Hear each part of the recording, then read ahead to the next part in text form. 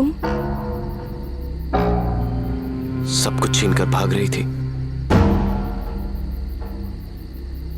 छीन कर? नहीं कबीर, मैंने तो कुछ भी नहीं।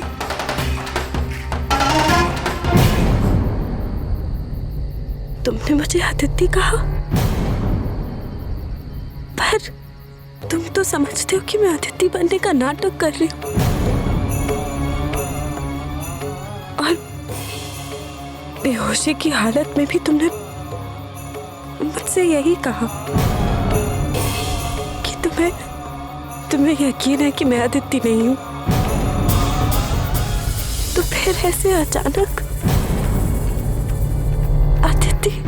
बेहोशी में मैंने आधी अधूरी बात कही,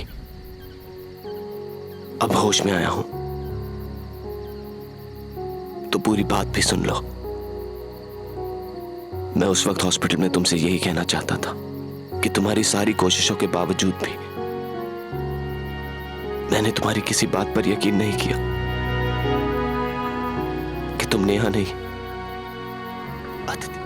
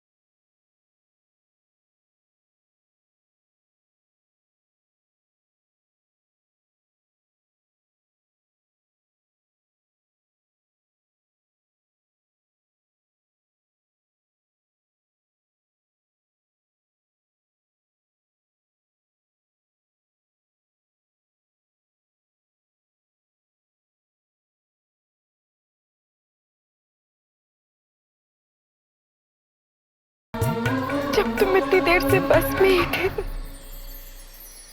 तो फिर इस तरह से मुझे यहाँ लाकर डराया क्यों? ये सब बातें मुझे पहले भी तो बता सकते थे।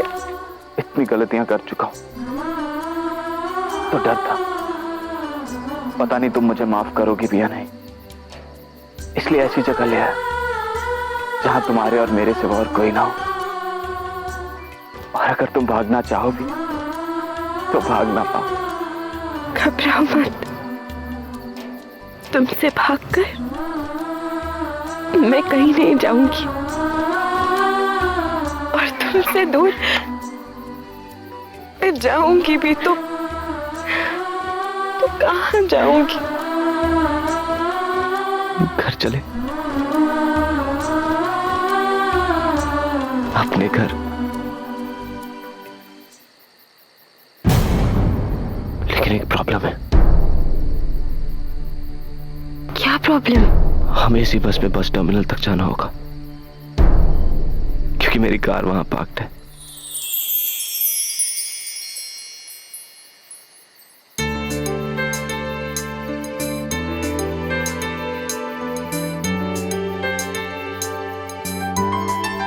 चलो।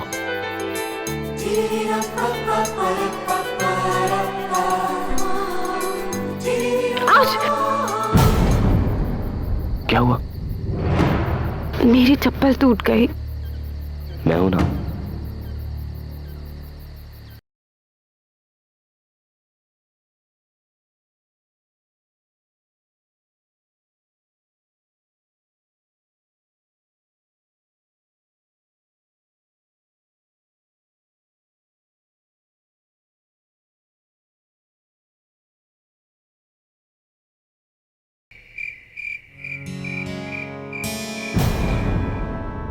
अरे सॉरी मामी, मैंने ध्यान ही नहीं दिया।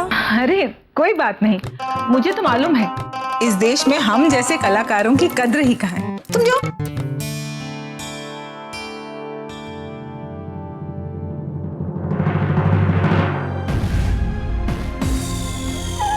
अरे अदिति, ये देखो तो सही, ऐसा लग रहा है जैसे आज इस घर में फिर से तुम्हारा गृह प्रवेश हो रहा हो। क्या बात है, बड़ी खिलखिला रही हो? कोई खुशखबरी है क्या?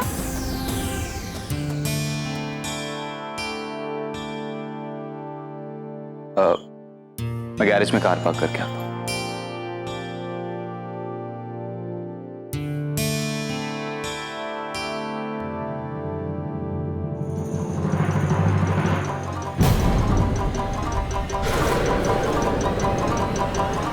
अभिनव,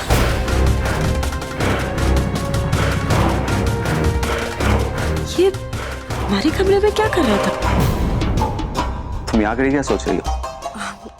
वो मैं नीचे भी ना कितनी एम्बैरेसिंग सिचुएशन हो गई थी। मामी भी ना कभी कभी ऐसे छेड़ती हैं कि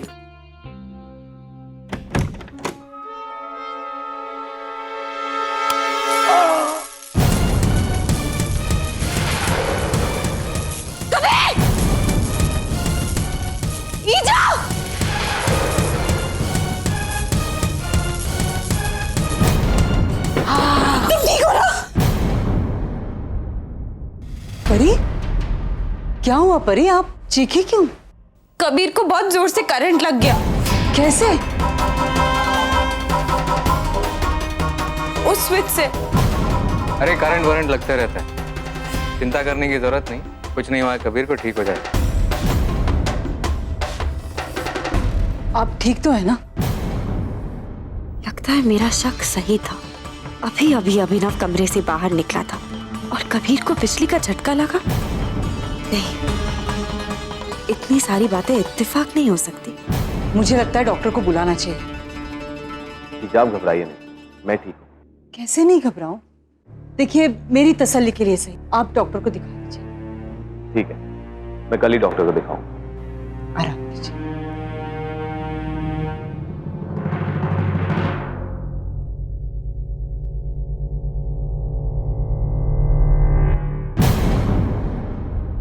ऐसी क्या बात है आदिति जो तुम इतना परेशान लग रही हो?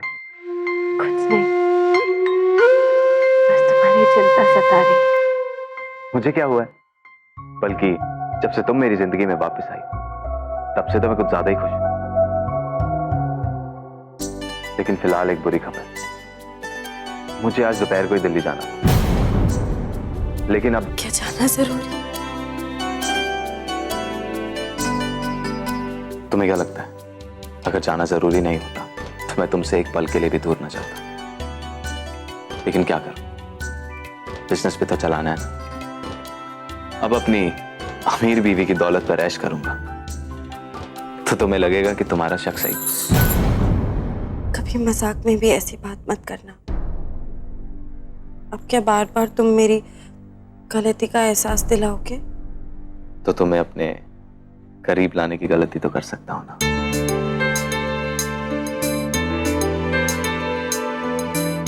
हाँ, ये गलती माफ, बल्कि ऐसी गलती थोड़ी और ज्यादा कर सकते हो। थोड़ी या ज्यादा? ज्यादा।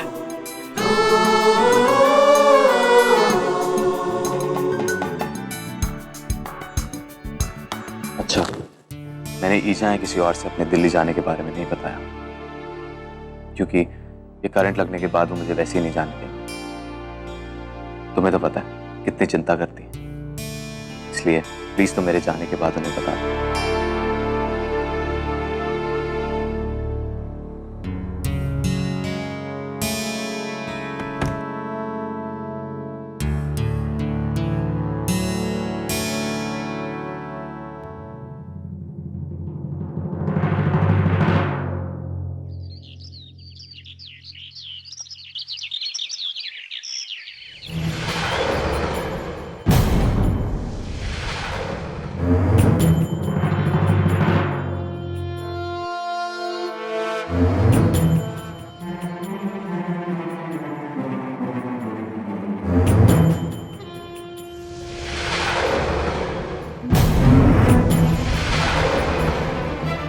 वैसी ही टोकरी जो सपेरे रखते हैं।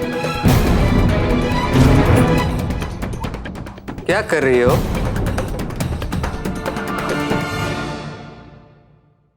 वो रानी को बुलाने आई थी। वो तो नीचे है किचन में। तो मैं जाती हूँ।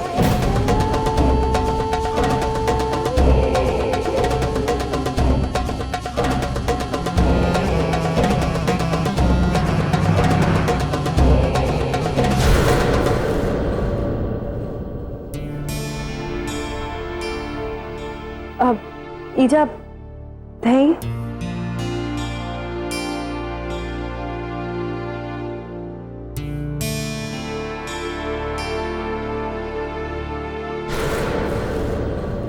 परी, हाँ कबीर कहाँ है?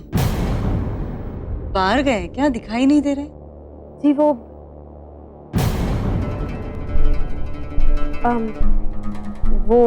उनकी आज एक जरूरी मीटिंग है, तो उन्होंने मुझसे कहा कि वो थोड़ी देर अकेला रहना चाहते हैं, इसलिए फार्म हाउस चले गए।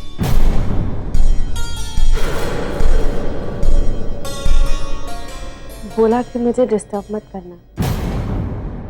सॉरी एजा, मुझे आपसे झूठ बोलना पड़ा, लेकिन मजबूरी है। अभिनव के खिलाफ सबूत इकट्ठा करने का इससे अच्छा मौका नहीं मिल सकता था। अरे मुझे कुछ काम याद आ गया। आप लोग खाइए, मैं जरा थोड़ी देर में आता हूँ।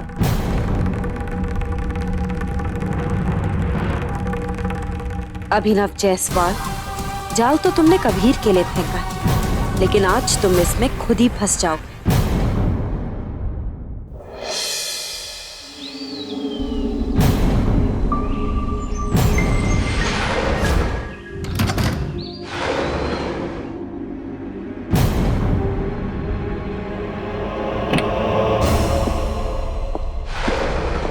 किसी के कदमों की आहट है, जरूर वही होगा।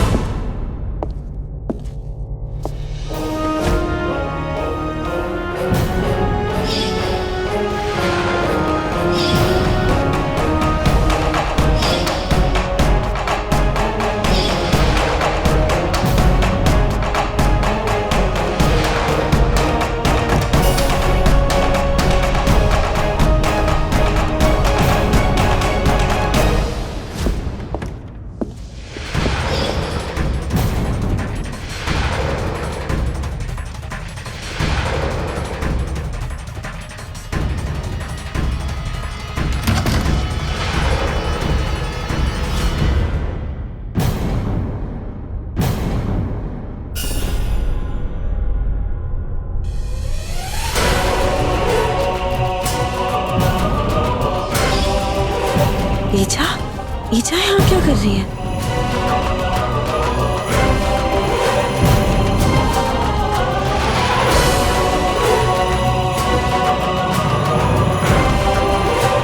मैंने ही तो बताया था उन्हें कि कबीर यहाँ है, तो शायद कबीर से मिलने आई है। हे माता रानी, मेरे एक झूठ ने ईजा की जिंदगी भी खतरे में डाल दी। कैसे भी हो, अभिनव से ईजा को बचाना ही होगा।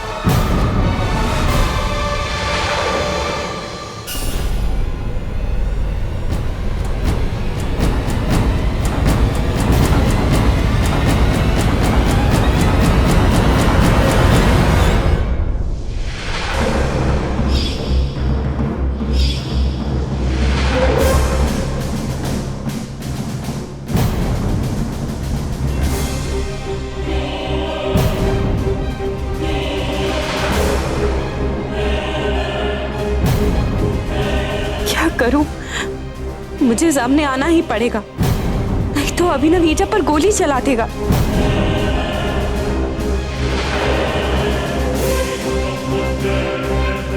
हिलना मत। ये अभिनव की आवाज नहीं है, ये जरूर कोई और है।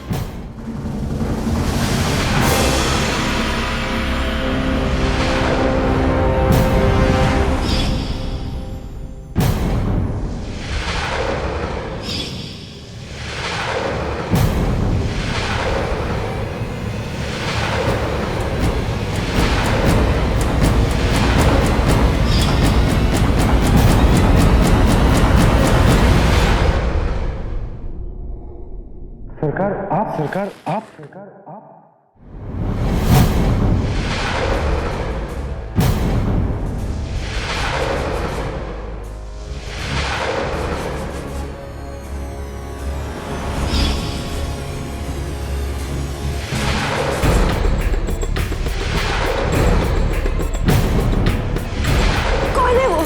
कौन है वो जो मुझे मरवाना चाहता है? सरकार